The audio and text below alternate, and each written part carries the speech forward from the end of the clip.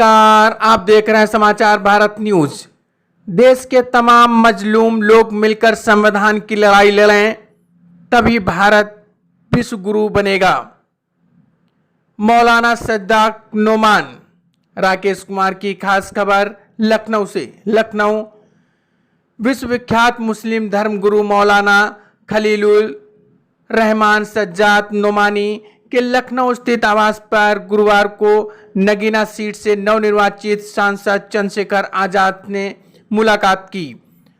मौलाना सज्जाद नोमानी ने अपने बयान में कहा कि नगीना सीट ने से नवनिर्वाचित सांसद चंद्रशेखर आजाद को मुबारकबाद देता हूं।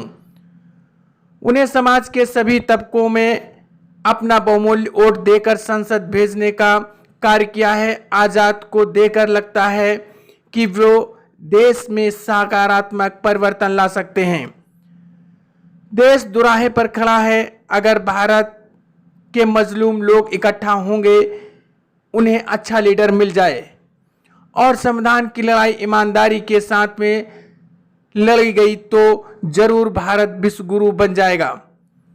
अगर मजलूम आपस में बिखरे रहे, उन्हें अच्छी लीडरशिप ना मिली और मजलूम तबका पहचाना नहीं तो धर्म स्थल गिराए जाएंगे, महिलाएं सुरक्षित नहीं रहेंगी।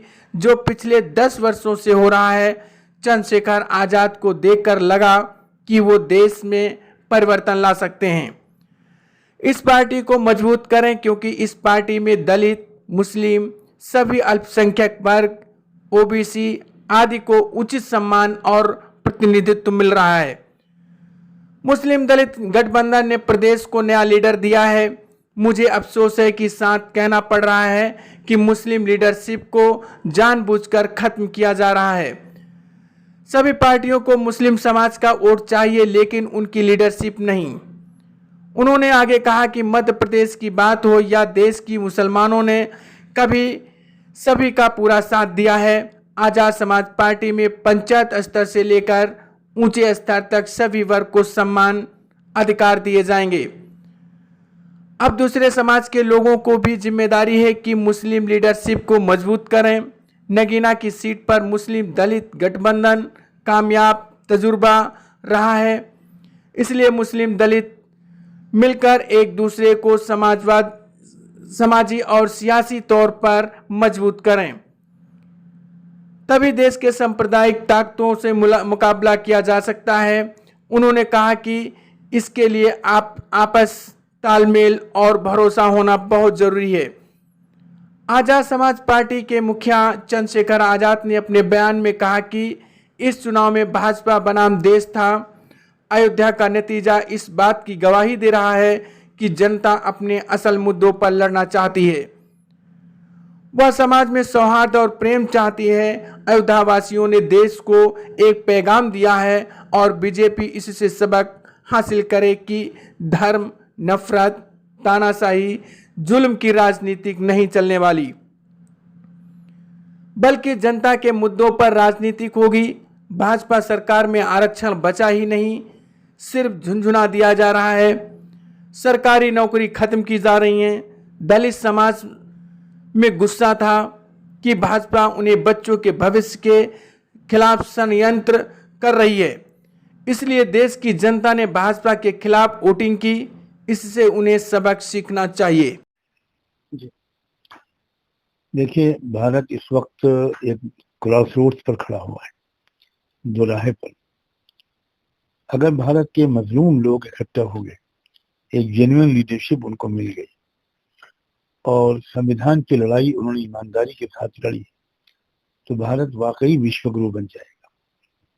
और अगर भारत के मजलूम आपस में बिखरे रहे, कोई सही लीडरशिप उनको न मिले और मजलूम कौमों ने लीडरशिप को न पहचाना, बिखरे रहे, तो वाकई भारत में गृह युद्ध छिड़ेगा, खून बहेगा, धर्मस्थल गिराए जाएंगे, महिलाओं की इज्जतें लूटी जाएंगी।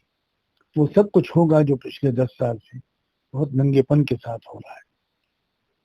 तो मैं ये उम्मीद करता हूँ, मैंने जो चंद्रशेखर आजाद को देखा और मैं ये समझा हूँ, मेरे यकीन हुआ है, अंदाजा हुआ है कि ये बंदा वो है कि जो देश में एक परिवर्तन ला सकता है और मजलूमों को मुतवज्जे किया जाए कि वो इस नई उभरती हुई ताकत आज़ाद समाज पार्टी को मजबूत करे और वो मुसलमान और जो दूसरे मजलूम तबकात के लोग हैं, दूसरी माइनॉरिटीज़ हैं, दूसरे शेड्यूल कास्ट के लोग हैं, पिछड़े हुए लोग हैं, किसान हैं, मजदूर हैं, ये लोग सब इकट्ठा हों।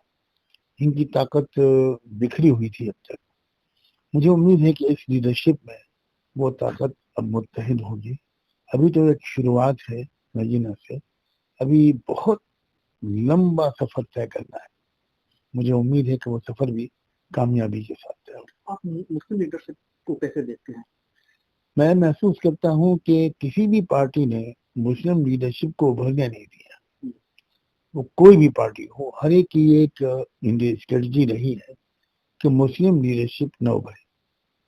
मैं आज़ाद समाज पार्टी की लीडरशिप से इस मौजू पर बहुत डिटेल डिस्कशन किया कि सेंट्रल लीडरशिप से लेकर पंचायत के लेवल तक हर जगह जहां पर भी दलित समाज का कोई बंदा होगा वहां मुस्लिम समाज का बंदा भी होगा।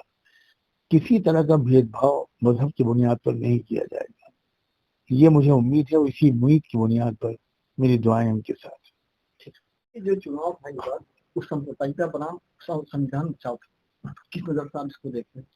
सिर्फ सांप्रदायिकता बनाम संविधान नहीं थी, ये भाजपा बनाम देश था।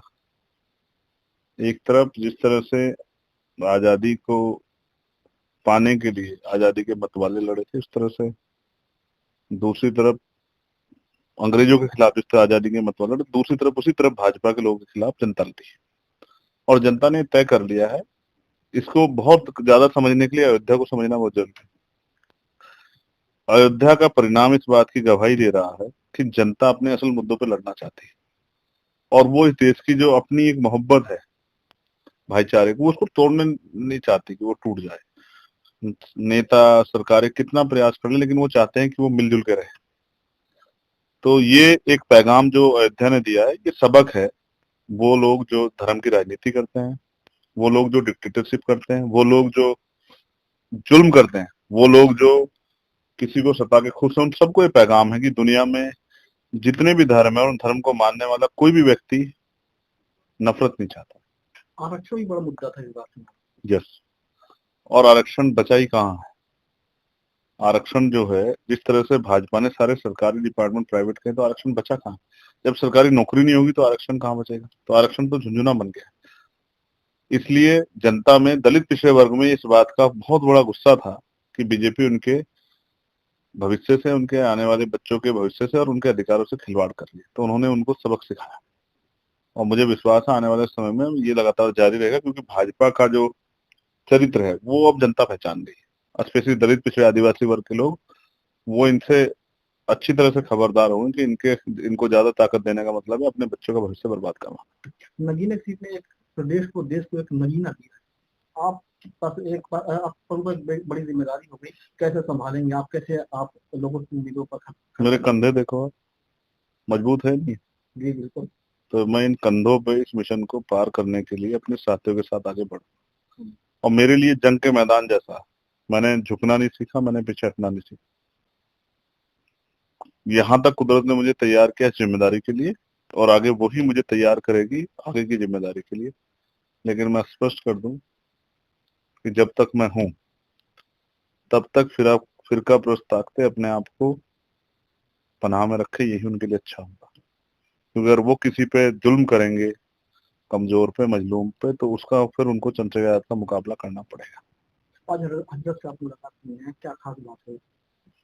मैं तो, आपने आज देखा, मैं तो आता ही रहता मैं आता रहता हूँ, क्योंकि कभी कभी ऐसा होता है कि जब आप कुछ भी अच्छा कदम उठाएं या किसी अच्छी दिशा में बढ़े, तो अपने बड़ों से उस पर चर्चा कर लेनी बहुत जरूरी होती है। तो हम चर्चा करने के लिए आए, क्योंकि उनकी दुआओं से, उनकी जो है प्यार से हम एक बड़ी लड़ाई जीते हैं और आने वाली लड़ाइयाँ भी हमें जीतनी है।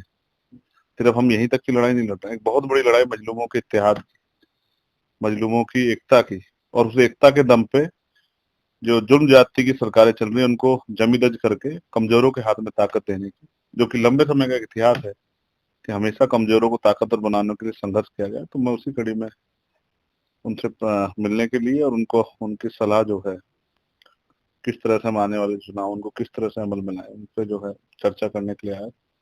पहले की तरह आज भी उनका प्यार मेरे साथ है और मुझे विश्वास है कि इस प्यार की ताकत से हम लोग इस लड़ाई को और मजबूती से लड़ेंगे।